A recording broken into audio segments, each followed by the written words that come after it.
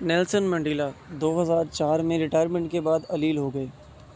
Prostate cancer سے لے کر دل کے امراض تک بے شمار عارضوں نے انہیں گھیر لیا۔ حکومت نے ان کے گھر کو ہسپتال اور درجنوں ڈاکٹرز کو ان کا معالج بنا دیا۔ ڈاکٹروں کی اس ٹیم میں ایک نوجوان کارڈیالوجسٹ بھی تھا جس کا نام ڈاکٹر کاشف مصطفیٰ ہے۔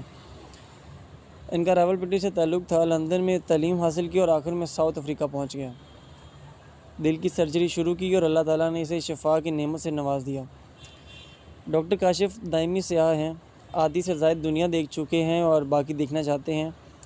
میں نے 7 سال قبل ان کی کتاب دیوار گریہ کے آس پاس پڑھی، ان کا نمبر تلاش کیا اور یوں ان کے ساتھ رابطہ پیدا ہو گیا۔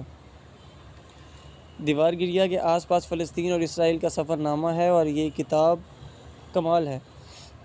بہرحال قصہ مختصر، مجھے کاشف مصطفیٰ کے ساتھ سفر کرنے کا موقع بھی ملا اور 5-7 مرتبہ ملاقات کا اتفاق بھی ہوا۔ میں نے انہیں ہر بار نفیس، شائستہ، پڑھا لکھا اور متجسس پایا اور ہر ملاقات کے بعد ان کا مزید گرویدہ ہو گیا۔ یہ ساؤتھ افریقہ کے شہر جوہانسبرگ میں رہتے تھے۔ میں نے ان کی دعوت پر کئی مرتبہ ساؤتھ افریقہ آنے کا فیصلہ کیا، لیکن ہر بار ارادہ کسی نہ کسی وجہ سے ٹوٹ جاتا تھا۔ سال بھر سے ویزا بھی لگوا رکھا تھا، لیکن اپنے اپنے مقام پر کبھی نہیں اور کبھی ہم نہیں۔ بہرحال اگست کے آخر میں ڈاکٹر صاحب سے رابطہ ہوا اور میں 8 ستمبر کو جوہانسبرگ پہنچ گیا۔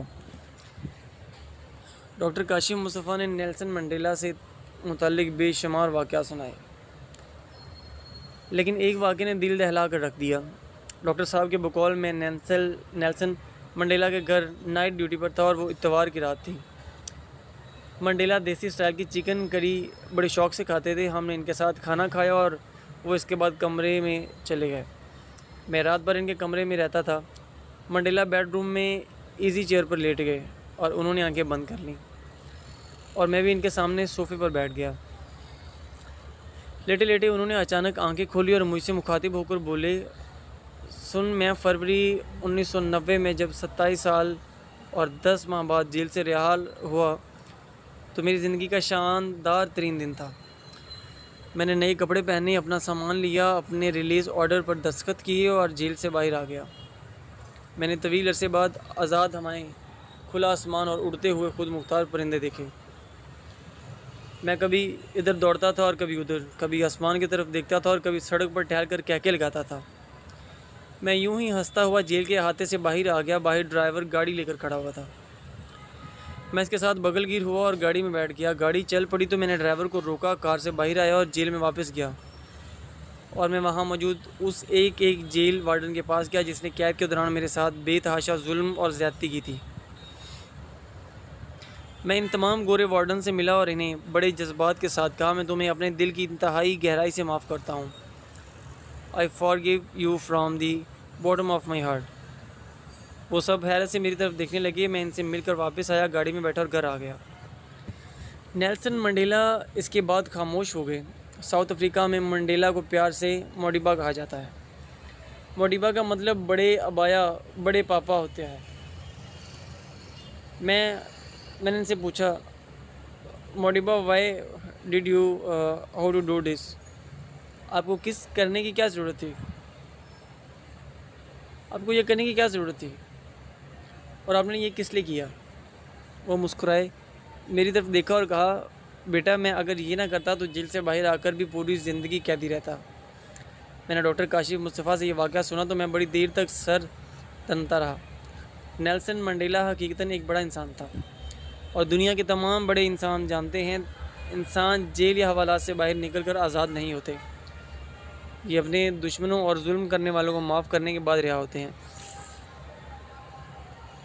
ہم جب تک دوسروں کو باٹم آف دی ہارٹ سے معاف نہیں کرتے، ہم اس وقت تک قیدی رہتے ہیں۔ شاید اسی لیے رسول اللہ صلی اللہ علیہ وسلم نے فتح مکہ کے بعد اپنے ان تمام دشمنان کو معاف کر دیا تھا جو مشکل حالات میں آپ کے راستے میں کانٹے بھی بچھاتے رہے، پتھر بھی مارتے تھے اور آپ پر کوڑا بھی پھینکتے تھے۔ میں نے بے شمار بایوگرافیز میں بڑے لوگوں کو دوسرے کو معاف کر دینے کے واقعات پڑھے ہیں اور ہر بار ایسے واقعات کے بعد درود شریف کا ورد کیا اور رسول اللہ صلی اللہ علیہ وسلم کی بارگاہ میں عرض کیا، یا حبیب اللہ، دنیا کا کوئی بھی بڑا شخص اس وقت تک بڑا نہیں ہو سکتا جب تک وہ آپ کی کسی نہ کسی سنت پر عمل نہ کر لے۔ اور نیلسن منڈیلا سیاسی اور سماجی لحاظ سے سنتی تھا۔ میں نے کسی جگہ ان سے متعلق ایک اور واقعہ بھی پڑا تھا۔ نیلسن منڈیلا صدر کی حیثیت سے اپنے سٹاف کے ساتھ ٹریول کر رہے تھے کہ راستے میں لنچ کے لیے ایک ریسٹوران میں رکے۔ یہ سٹاف کے ساتھ کھانا کھا رہے تھے۔ انہوں نے اچانک دیکھا ریسٹوران کے کونے میں ایک بوڑھا انگریز اکیلے بیٹھ کر کھانا کھا رہا تھا۔ نیلسن منڈیلا نے اسے دیکھا، دونوں کی آنکھیں چار ہو گئیں۔ انگریز پریشان ہو گیا۔ منڈیلا نے اپنے سٹاف کے کان میں کچھ کہا، وہ لوگ اٹھے اور انگریز کی طرف چل دیے۔ انگریز نے گھبرا کر کانپنا شروع کر دیا۔ وہ اس کے پاس پہنچے اور نہایت شائستگی سے اس سے کہا، صدر چاہتے ہیں آپ ان کے ساتھ کھانا کھائیں۔ انگریز مزید پریشان ہو گیا، لیکن سٹاف نے اسے منا کر صدر کی ٹیبل پر لے آئے۔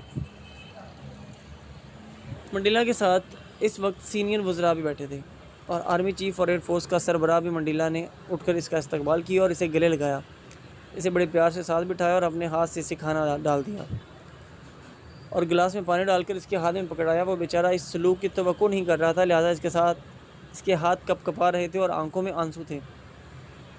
بہرحال قصہ مختصر، انگریز نے کھانا کھایا اور اس دوران اس نے جب بھی گلاس کی طرف ہاتھ بڑھایا، منڈیلا نے اس گلاس کو اٹھا کر اس کے ہاتھ میں دیا اور جب وہ رخصت ہونے لگا تو منڈیلا ایک بار پھر اس سے گلے ملے اور اس کی گاڑی تک چھوڑ کر آئے۔ وہ چلا گیا تو منڈیلا کے ساتھیوں نے کہا، ہمیں انگریز ابھی تک اپنا حکمران نہیں مانتے، لہٰذا یہ جب بھی آپ کو دیکھتے ہیں تو پریشان ہو جاتے ہیں۔ نیلسن منڈیلا نے ہنس کر پوچھا، کیا آپ یہ سمجھتے ہیں کہ وہ شخص اپنے سامنے ایک کالے صدر کو دیکھ کر پریشان ہو گیا تھا؟ ساتھیوں نے ایک دوسرے کی طرف دیکھا اور ہنس کر ہاں میں سر ہلا دیا۔ نیلسن منڈیلا ایک بار پھر مسکرائے اور آہستہ سے کہا، میرے دوستو، یہ وجہ نہیں ہے۔ یہ شخص دراصل جیل میں میرا نگران تھا۔ یہ 10 سال میرے اوپر ظلم کرتا رہا۔ میں جب پیاس سے بے حال ہو کر اس سے پانی مانگتا تھا تو یہ جیل کے سلاخوں سے دوسری طرف کھڑے ہو کر میرے اوپر پیشاب کر دیتا تھا۔ میرا آج اس سے اچانک ٹاکرا ہوا تو یہ گھبرا گیا اور میں نے محسوس کیا کہ میں نے اگر اس کا خوف ختم نہ کیا تو شاید میری شرمندگی سے یہ فوت ہی نہ ہو جائے۔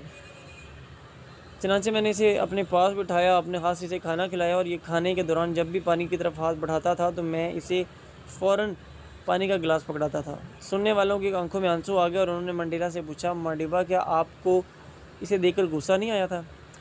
منڈیلا نے جواب دیا کہ آیا تھا، بلکہ بہت زیادہ آیا تھا، لیکن مجھے پھر اچانک محسوس ہوا میں نے اگر آج اس کی توہین یا اپنی بے عزتی کا بدلہ لیا تو میں اس سے کہیں زیادہ بدتر ہو جاؤں گا، کیونکہ میں آج اس سے کئی گنا زیادہ مضبوط پوزیشن پر ہوں۔ منڈیلا کا کہنا تھا کہ معاف کر دینا کائنات کا سب سے بڑا انتقام ہوتا ہے اور میں نے اسے معاف کر کے اس سے اس کی روح چھین لی۔ یہ اب نسلوں تک مجھے بھلا نہیں سکے گا۔ نیلسن منڈیلا کی قید کا زیادہ عرصہ روبن آئی لینڈ میں گزرا۔ یہ 18 سال یہاں محبوس رہے۔ روبن آئی لینڈ کیا ہے اور کیسا ہے اور منڈیلا نے وہاں کس عالم میں زندگی گزاری، یہ میں آپ کو اگلے کال میں بتاؤں گا، لیکن سر 10 میں برطانوی شاعر ولیم ارنسٹ ہیل کی نظم انویکٹس کا ذکر کروں گا۔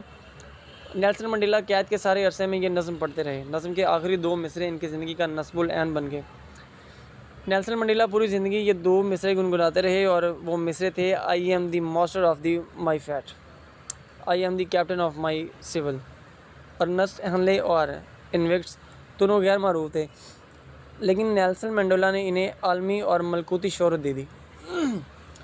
وہ ہمیشہ یہ شعر سنا کر سننے والوں سے کہتے تھے، انسان کو اپنی قسمت کا معمار اور اپنی روح کا کپتان ہونا چاہیے، اور آپ جب غصے اور انتقام کے گرداب میں پھنس جاتے ہیں تو آپ ماسٹر رہتے ہیں اور نہ کپتان۔ آپ ظالموں کے قبیلے میں شامل ہو کر خود بھی ظلم کا غلام بن جاتے ہیں۔